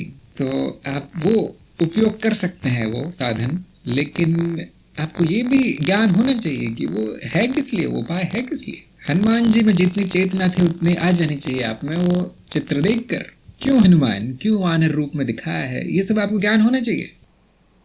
भक्त को वानर रूप में क्यों दिखाया है, ये सब ज्ञान होना चाहिए। ये सब किसी में है नहीं, आजकल कोई जानता नहीं। जो भी करते हैं वो अंधविश्वास है, उनका चेतना नहीं होती। तो यदि आप उपाय कोई करना चाहे चेतना के, तो ये जानते हुए करें कि ये किस लिए है, नहीं तो आप वो उपायों में ही उलझ जाएंगे और चेतना नहीं होगी। आप भी अंधविश्वासी हो जाएंगे कि माला जपने से मुझे मुक्ति मिलेगी। नहीं, ऐसा कुछ नहीं होता। माला उपाय है। शशांक ने कहा है, जब हम कोई काम बहुत ध्यानपूर्वक करते हैं या पूरे ध्यान की आवश्यकता होती है, तब अनुभवकर्ता का स्मरण कैसे रखें। आप प्रयोग कर सकते हैं कि जिस काम में बहुत ध्यान लगता है वहाँ यदि चेतना है तो वो काम कैसे होगा। क्या वो काम बंद हो जाएगा? क्या वो काम उल्टा सीधा होगा, गलत होगा? क्या वो काम अच्छा होगा, पहले से अच्छा होगा? इस तरह का आप प्रयोग कर सकते हैं। प्रयोग करने के बाद आप मुझे बताइए क्या होता है। अनुभवकर्ता का स्मरण कैसे रखें? वैसे ही जैसे आप बाकी समय रखते हैं वैसे ही रखना है। स्मरण का अर्थ ये नहीं कि सब कुछ छोड़कर एक जगह बैठ जाना। वो भी किया जा सकता है, लेकिन हमें इतना समय नहीं होता। जिनके पास समय है वो एक जगह बैठकर स्मरण कर सकते हैं, एक जगह बैठकर ध्यान कर सकते हैं, समावेश कर सकते हैं अनुभवकर्ता का आपके सभी वृत्तियों पर, चाहे वो इंद्रियां हो, चाहे अंदर कुछ चल रहा हो, चाहे विचार चल रहे हो, कुछ भी चल रहा हो, उसमें आप अनुभवकर्ता को लाकर, चेतना को लाकर बैठ सकते। जब आप काम कर रहे हो, कुछ भी कर रहे हो, बोल रहे हो, तो अनुभवकर्ता तो पहले से ही है वहाँ। आप उसका भी समावेश कर सकते हैं अपने कार्य में। अभी जैसे मैं बोल रहा हूँ, अब मुझे अनुभवकर्ता छोड़कर तो नहीं बोलना है। ऐसा तो कोई नियम नहीं है कि पहले मुझे भूलना पड़ेगा कि ये अनुभवकर्ता क्या है, उसके बाद ही मुंह से कुछ निकलेगा। ऐसा तो है नहीं। ये जो मैं काम कर रहा हूँ, अभी सत्संग चल रही है, बड़े ध्यानपूर्वक कर रहा हूँ, मुझे एक एक शब्द दिखाई देते हैं, नहीं तो बड़ा कठिन हो जाता फिर आप लोगों की बात समझना या सही उत्तर देना। लेकिन इसका अर्थ ये नहीं कि चेतना चली गई, इसका अर्थ ये नहीं कि अनुभवकर्ता का स्मरण चला गया। तो ये प्रयोग से संभव है। आप प्रयोग से देख सकते हैं कि क्या होगा यदि मैं स्मरण में रहूं, यदि मैं चेतना में रहूं, और क्या होगा यदि मैं चेतना छोड़ के वो काम करूं। बहुत से लोगों का ये भी प्रश्न होता है कि आपने बताया कि करता नहीं है, अब मैं काम कैसे करूंगा। ये इसीलिए है क्योंकि प्रायोगिक अनुभव, प्रायोगिक ज्ञान अभी तक हुआ नहीं है। उस व्यक्ति ने कभी ये कर्ता भाव के बिना कोई कर्म किया नहीं। बैठे बैठे मन में ख्याल आ गया कि इन्होंने तो ऐसा कहा था, अब क्या होगा। शशांक ने कहा है, क्योंकि जब अनुभवकर्ता पर ध्यान ले जाता हूं तो क्रिया से ध्यान बढ़ता है। अनुभवकर्ता पर ध्यान ले जाना तो संभव नहीं है। आप कैसे ध्यान ले जा सकते हैं अनुभवकर्ता पर? अनुभवकर्ता पर ध्यान नहीं ले जा सकता, अनुभव पर ध्यान ले जाया जा सकता है। स्मरण का ध्यान, स्मरण आने में तो 1 सेकंड भी नहीं लगता। स्मरण आने के बाद आपको क्या वो स्मृति बार बार दोहरानी पड़ती है? अनुभवकर्ता, अनुभवकर्ता, अनुभवकर्ता, चेतना, चेतना, चेतना। एक बार स्मरण आ गया, हो गया। आधे सेकंड में चेतना आ जाती है। आपका ध्यान किधर जा रहा है, किस अनुभव पर भटक रहा है ध्यान, और आपको ये लगता है कि मैं अनुभवकर्ता पर ध्यान ले जा रहा हूँ, तो फिर चेतना नहीं है। वो चेतना है ही नहीं। फिर वो कोई और वृत्ति चल रही है, कोई मानसिक वृत्ति, कोई बौद्धिक वृत्ति चल रही है कि अनुभवकर्ता ये होता है, शायद मुझे वहाँ ध्यान ले जाना है, शायद मुझे सारे काम छोड़ के अब उस पर ध्यान ले जाना है जो है अनुभवकर्ता।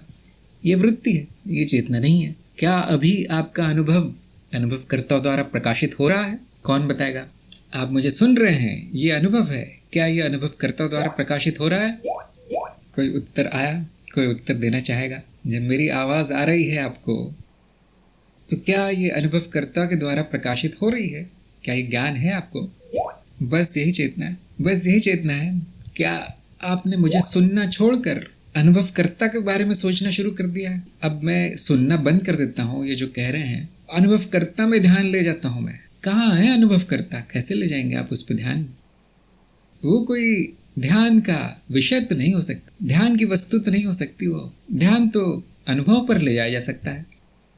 क्या आप इस विचार पर ले जा रहे हैं आपका ध्यान कि अनुभव करता है? वो चेतना नहीं है, वो तो चित्त वृत्ति है। क्या आप अनुभवकर्ता के ज्ञान पर ध्यान ले जा रहे हैं कि अनुभवकर्ता का ज्ञान अर्थात अनुभवकर्ता के बारे में जो आपने जाना है, जो वीडियो देखकर, ये पढ़कर जाना है, सुनकर जाना है कि अनुभवकर्ता शून्य है, अनुभवकर्ता निर्गुण है, अनुभवकर्ता निर्मल है, अनुभवकर्ता आनंद है, अनंत है। क्या ये सोच में पड़ गए आप? तो ये भी चेतना नहीं है, ये भी चित्तवृत्ति है, ये तो स्मृति हो गई। ये तो उन विचारों की स्मृति हो गई जो आपने पढ़े हैं, सुने हैं। वो तो चेतना नहीं है। चेतना स्मृति से नहीं आती, चेतना तो स्मृति के ऊपर है। चेतना प्रयास से नहीं आएगी, चेतना कुछ करने से नहीं आएगी। एक ही चीज है जो चेतना ला सकती है, वो है आत्मज्ञान। और आत्मज्ञान के बाद आपको इस ज्ञान का थोड़ी थोड़ी देर बाद स्मरण कर लेना है कि हाँ, मैं कोई अनुभव नहीं हूँ, ये जो दृष्टा है बस वही मात्र सत्य है। और ये आधे सेकंड में होता है, आधे से भी कम। सांस लेने में भी आपको बड़ा प्रयास लगेगा, लेकिन चेतना में आने में प्रयास नहीं लगता। अब कुछ लोग हैं जो आधे सेकंड में चेतना में आ जाते हैं, अगले आधे सेकंड में वो चेतना चली जाती है, वृत्ति में फंस जाते हैं वापस। कुछ लोग कहेंगे कि मैं आध्यात्मिक हूँ तो मेरे विचार आध्यात्मिक हैं, वो वृत्ति चल रही है, लेकिन वो भी चेतना नहीं है, वो भी तो विचार ही है, फिर वो भी तो स्मृति में जाना ही हो गया। हाँ, इन्होंने ये कहा था, ये चेतना होती है, उन्होंने वो कहा था, ऐसी चेतना होती है। वो अंग्रेजी में उसको ये कहते हैं और संस्कृत में उसको वो कहते हैं। ये आध्यात्मिक लोग सोचते हैं, लेकिन ये भी चेतना नहीं है, ये भी स्मृति में है। आप डूब गए हैं, चेतना खो गई है। यदि आपको अभी मेरी आवाज सुनते हुए अनुभवकर्ता का ज्ञान है कि दृष्टा भी है यहाँ पर, वो चेतना है। तो शशांक को मेरा सुझाव है कि आप अभी चेतना व इतना के चक्कर में ना पड़े, आप अपना कार्यक्रम जारी रखें, ज्ञान के पीछे पड़ें। चेतना अभी बहुत दूर है आपके लिए। अभी तो आपको अनुभवकर्ता क्या है उसका भी ज्ञान नहीं हुआ। अभी तो आपको अनुभव और अनुभवकर्ता में भेद भी नहीं पता चला। आप चित्तवृत्ति को अनुभवकर्ता समझ रहे हैं और उस पर ध्यान देने का प्रयास कर रहे हैं, तो अभी अंधकार बहुत है।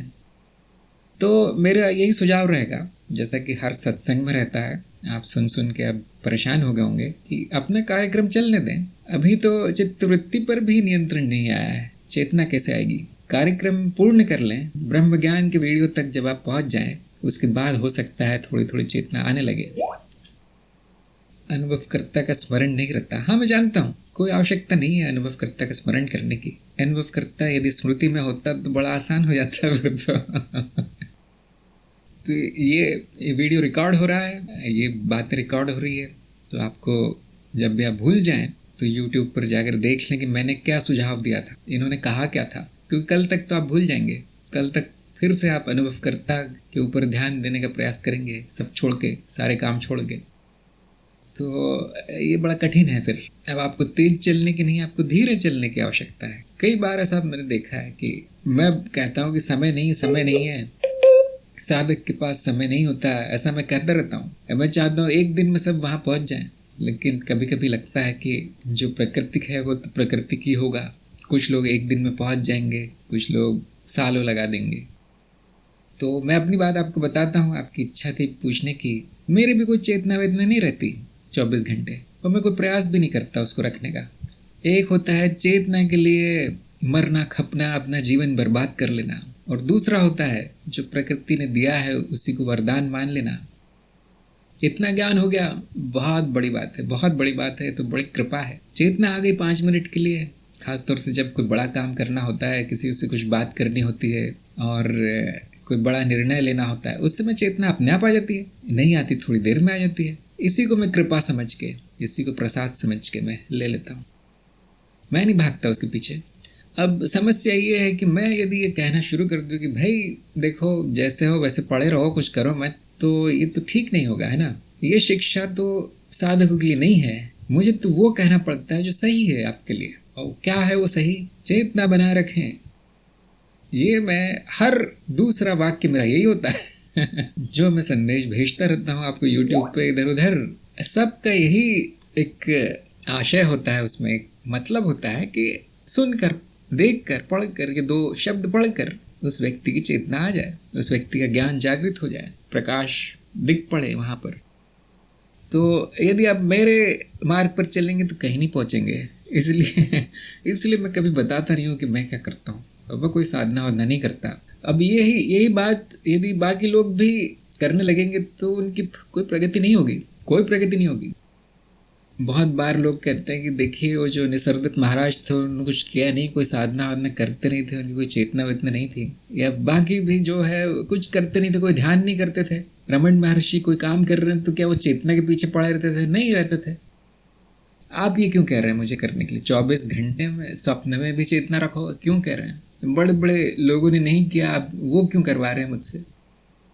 वो इसीलिए है, ये शिक्षा इसीलिए है क्योंकि आपके लिए ही सही है, आपके लिए वही उचित है, और कोई शिक्षा नहीं दी जा सकती है। जो खासतौर से जिन्होंने ज्ञान मार्ग पर चलना शुरू किया है, जो मूल ज्ञान लेने का प्रयास कर रहे हैं, जिनकी बुद्धि भटक रही है, उनको कोई और शिक्षा नहीं दी जा सकती, यही कहा जा सकता है। जैसे आपने देखा होगा, जो बच्चे पढ़ने में तेज नहीं है, जो फेल होते रहते हैं, उनको क्या बताया जाता है? पढ़ते रहो, किताब पढ़ते रहो, याद करते रहो, लिखते रहो बैठकर। उनको कोई ये नहीं कहेगा कि देखो जो कक्षा में जो पहला आता है बच्चा, जो बहुत बुद्धिमान है, जो खेलता रहता है दिन भर, उसको केवल एक बार बताना पड़ता है कि ये ऐसा होता है, इस विषय का ज्ञान ये है, उस विषय का ज्ञान ये है। एक पाठ एक बार बताना पड़ता है, उसको जीवन भर याद रहता है। अब वो खेलता रहता है दिन भर, वो केवल एक वाक्य पढ़ता है दिन में। तुम भी वैसे हो जाओ, ये नहीं बताते उसको। जो पढ़ने में कमज़ोर है उसको ये नहीं बताते कि तुम वैसे हो जाओ जो जैसे सबसे बुद्धिमान छात्र है उसके जैसे। उसके लिए कोई और शिक्षा है। बैठो यहाँ 2 घंटे तक और पढ़ो किताब। तो जब आप इस अवस्था को पार कर लेंगे, जो सत्यापन के बाद संभव है, जो हमारे कार्यक्रम का तीसरा चरण है, सत्यापन होने के बाद कुछ संशय नहीं रहेगा, और उसके बाद आपको चेतना वेतना के पीछे भागना नहीं पड़ेगा। चेतना आपके पीछे भागेगी। इसलिए ज्ञान मार्ग पर कोई साधना है ही नहीं। वैसे देखा जाए तो कोई साधना नहीं है, चेतना की भी साधना नहीं है। इसीलिए बताई जाती है क्योंकि अभी आप चलना सीख रहे हैं धीरे धीरे ज्ञान मार्ग पर, इसलिए बताया जाता है। मेरी बात को इतनी गंभीरता से लेने की आवश्यकता नहीं है कि बड़े बड़े लोग कुछ नहीं करते थे। आपके लिए जो उचित है वो आपको करना है। जो बड़े लोग हैं वो बहुत बड़े हैं, हमसे बहुत आगे है। जो करते थे हम नहीं कर सकते। बहुत से लोग मुझे मिलते हैं जैसे जो भक्ति मार्ग पर भी है वो तो कहते हैं जीवन तो आनंद के लिए है, जीवन तो सुख के भोग के लिए है। उनसे पूछा है क्यों भाई ऐसा क्यों? देख लो कृष्ण को उनकी 1000 पत्नियां थी, देख लो महल में रहते थे वो, और देख लो कितने लोगों को मार डाला उन्होंने, ऐसा किया वैसा किया। तो मैंने कहा भाई कृष्ण कृष्ण है, हम हैं, वैसे नहीं हो सकते हम। जब हम कृष्ण हो जाएं तो करना जो करते थे। जब आप अवतार बन जाएं, उस पड़ाव तक पहुंच जाए जहाँ पे कृष्ण है होगा भी यानी कोई बोल नहीं सकता, तो फिर अब वो करना। किसने रोका है? कोई बात नहीं, आप जो आपकी बुद्धि कहे वो आप कर सकते हैं। बस खुशी खुशी करें उसको। एक युद्ध न बना ले, संघर्ष न बना ले आपके आध्यात्म को। आपको जो करने में खुशी मिलती है वो आपको करना है। चेतना में रहने में खुशी मिलती है, बहुत अच्छी बात है। चेतना लगता है कि बड़ा भारी काम है, मुझसे नहीं होगा, तो फिर केवल ज्ञान में आप ध्यान दीजिए। जो आपको अच्छा लगता है उसमें ध्यान दीजिए। आपको लगता है ये सब ज्ञान भी मेरे काम का नहीं है, कुछ नहीं, इसमें कुछ नहीं रखा है, आधा तो समझ में भी नहीं आता, तो ज्ञान मार्ग को छोड़कर जाना ही उचित है। फिर इसमें आपकी प्रगति नहीं होगी। अब ऐसी बात बहुत कम लोग कहेंगे, क्योंकि आजकल तो किसी की प्रगति कोई चाहता नहीं है। पैसे चाहता है तो गुरु जो है शिष्य को पकड़ के रखना चाहता है, कमाई का साधन है उसके। आश्रम तो शिष्यों की वजह से ही चल रहा है, तो कोई क्यों कहेगा हमारा मार्ग छोड़ दो? कोई नहीं कहता। हाँ, पढ़े रहो यहीं। जो छात्र फेल होते हैं वो ज़्यादा फीस देते हैं, अगले साल डबल फीस आती है उनकी, तो उनको 2-3 साल बिठाया जाता है वहाँ स्कूल से निकालने से पहले। वो भी इसलिए निकाला जाता है क्योंकि स्कूल का नाम खराब हो रहा है। तो ऐसे कारण हैं जिनकी वजह से कोई कहेगा नहीं आपको कि ये मार्ग सही नहीं है, आपका मन नहीं लग रहा है यहाँ, कुछ सुख नहीं मिल रहा है इस अध्यात्म के मार्ग पर चलते हुए, तो मार्ग छोड़ देना उचित है। कोई नहीं कहता आजकल। आपकी वजह से वो आश्रम की बदनामी हो रही है, वो शिष्य इतना मूर्ख है कि वो गुरु का नाम खराब कर रहा है, तो फिर उसको निकाल दिया जाता है। और कोई मैंने देखा नहीं कारण। आपकी प्रगति नहीं हो रही है, आप सीधे साधे हैं, तो पड़े रहो वहीं, काम करते रहो, आश्रम का सेवा करते रहो। किसी को नहीं पड़ी कि किसी की प्रगति हो। इसीलिए मैंने 2 वीडियो बनाए थे आत्ममूल्यांकन के। आत्ममूल्यांकन के वीडियो जिन्होंने देखे हैं वो जानते हैं कि उनके लिए क्या मार्ग सही है। जिन्होंने नहीं देखे वो आपने जो मार्ग चुन रखा है उसी पे पड़े रहेंगे। कोई नहीं कहेगा आपसे चले जाओ यहाँ से, कोई नहीं कहेगा। जिन्होंने देखा है आत्ममूल्यांकन के वीडियो और उस पर अमल किया है वो बड़े भाग्यशाली हैं। किसी भी आश्रम में चले जाएं, किसी भी गुरु के पास चले जाएं, कोई मूल्यांकन नहीं होगा आपका। इतने पैसे दे दो, इतना ज्ञान ले लो, इतनी मैं क्रिया व्रिया करवा देता हूँ, बाद में घर चले जाओ। बड़ा अजीब सा युग आ गया है, बड़ा अजीब सा युग है। पवन ने कहा है मुझे 8-10 साल बाद समझ में आ रहा है। हाँ, वो बड़ा प्राकृतिक है, सालों लग जाते हैं। छोटी छोटी बातें समझने में भी सालों लग जाएंगे। तो यदि आपने बोधि वार्ता के वीडियो देखे हैं और उसमें से आपको 50% भी समझ में आ गए हैं, अर्थात सत्यापन हो गया है उनका, वो सत्य है आपके लिए। सत्य ऐसे नहीं कि किसी ने कह दिया इसलिए सत्य, वो आपके अनुभव पर, आपके तर्क पर खरे उतरते हैं, तो बड़े भाग्यशाली हैं। 50% समझ में आ गया। शशांक ने कहा है कि क्या मैं इस मार्ग के लायक हूँ, आप भी सहायता करें। मैंने तो ये देखा है कि आपकी रुचि बड़ी है इसमें, और किसी मार्ग पर रुचि नहीं है तो आपके लिए ही मार्ग है। यदि आपका कोई और मार्ग में आपकी रुचि है तो मेरा ये सुझाव रहेगा कि आप ये पहला चरण जो कार्यक्रम का है वो पूरा कर लीजिए। उसके बाद आप स्वयं ही समझ में आ जाएगा कि ये मेरे काम का है या नहीं मार्ग। यदि आप तीसरे चरण तक पहुंच गए, वहाँ पर आपने जो भी वीडियो देखे हैं, जो भी बुद्धि अनुशासित हुई है 1-2 महीने में, 1-2 महीने तो नहीं, मुझे लगता है अधिक लग जाएंगे, लेकिन तब तक आपको ये अंदाज़ा हो जाएगा कि ये मार्ग मेरे काम का है या नहीं। अभी थोड़ी बहुत जल्दी हो जाएगा कहना कि है या नहीं आपके काम का, क्योंकि आपकी रुचि किसी और मार्ग पर लगती नहीं है। मुझे एक ही मार्ग आपने देखा है अभी तक, वो है ज्ञान मार्ग। इसलिए आपको इसी मार्ग पर कुछ 1-2 वर्ष चल कर देखना पड़ेगा। उसके बाद धीरे धीरे साफ हो जाएगा कि यहाँ पर प्रगति हो रही है या नहीं हो रही है। एक और बात मैं कहता हूँ कभी कभी, जो मैंने कही है कुंडलिनी वाले वीडियो में या फिर दूसरे किसी वीडियो में, कि हम यदि साधक में क्षमता है तो वो एक से अधिक मार्गों पर भी चल सकता है। जैसे ज्ञान मार्ग आपको कहता नहीं कि ये साधना मत करो, वो साधना मत करो, ऐसा कुछ ज्ञान मार्ग में कुछ भी वर्जित नहीं है, क्योंकि बड़ा बौद्धिक मार्ग है, इसमें कुछ करना नहीं पड़ता। तो कुछ लोग मैंने देखा है अष्टांग योग के साथ ज्ञान मार्ग की साधना करते, जितनी क्षमता है उसमें, अब दोनों में से एक तो काम कर ही देगा। लेकिन मैं ये सुझाव देता नहीं हूँ अक्सर, क्योंकि मैंने देखा है एक करने में ही बड़ी मुश्किल हो जाती है लोगों को। एक लेख लिखने में आपको 3-4 दिन लग जाते हैं, एक वीडियो देखने के लिए 1 हफ्ता आपको बैठना पड़ता है, कब मुझे समय मिलेगा, कब देखूंगा मैं। तो ये 2-3 मार्ग पर कैसे चलेंगे? 2-3 मार्गों पर चलना बड़ा कठिन है, एक पर ही चलना बड़ा मुश्किल हो जाता है। लेकिन जिनको ये लगता है कि शायद ये मार्ग मेरे लिए फलदायी नहीं होगा, वो कर सकते हैं। 1-2 गुरुओं के पास जाकर देख सकते हैं कि क्या कोई और मार्ग है जिसमें मेरी और अधिक रुचि है, जिसमें मैं और अच्छे से प्रगति कर सकता हूँ, फिर ये ज्ञान मार्ग अपने आप छूट जाएगा। हाँ, पवन ने कहा कि सभी मार्ग आ जाते हैं। ये बात बिल्कुल सही है। मार्ग क्यों एक कहा जाता है? क्योंकि किसी एक विशेष तरह की साधना पर ध्यान अधिक दिया जाता है, और कुछ नहीं है। बाकी सभी मार्गों में सभी मार्ग आ जाते हैं, ये बात बिल्कुल सही है। अंकित ने पूछा है कि अंकित ने जो पूछा है मेरी तो समझ में नहीं आ रहा है क्या पूछा है। अनाहत नाद तो समझ में आता है, अनुभवकर्ता और चेतना का मर्म कम समझ में आता है। अनाहत नाद में शंख वीणा की ध्वनि आती है, इसमें क्या चेतना है, क्या अनुभव करता है? यदि आपको उसका अनुभव हो रहा है तो मिथ्या है, इतनी सी बात है। फिर से दोहरा देता हूँ मैं, यदि कोई नाद वाद या इस तरह की ध्वनि वनि का अनुभव हो रहा है तो मिथ्या है, उसमें ना अनुभव करता है ना चेतना है, सब माया है, सभी अनुभव माया है। तो आप लोग अपने अपने मार्गों पर बढ़ते रहे, आत्ममूल्यांकन करते रहें, जो कि पहले आपको जानना आवश्यक है कि क्या है, उसके बाद ही आत्ममूल्यांकन कर पाएंगे, और कार्यक्रम में भाग लेते रहें। यहाँ पर हम अपनी आज की सत्संग समाप्त करते हैं। मैं आपसे फिर मिलूंगा अगले बुधवार इसी समय। सभी का सत्संग में आने के लिए बहुत बहुत धन्यवाद।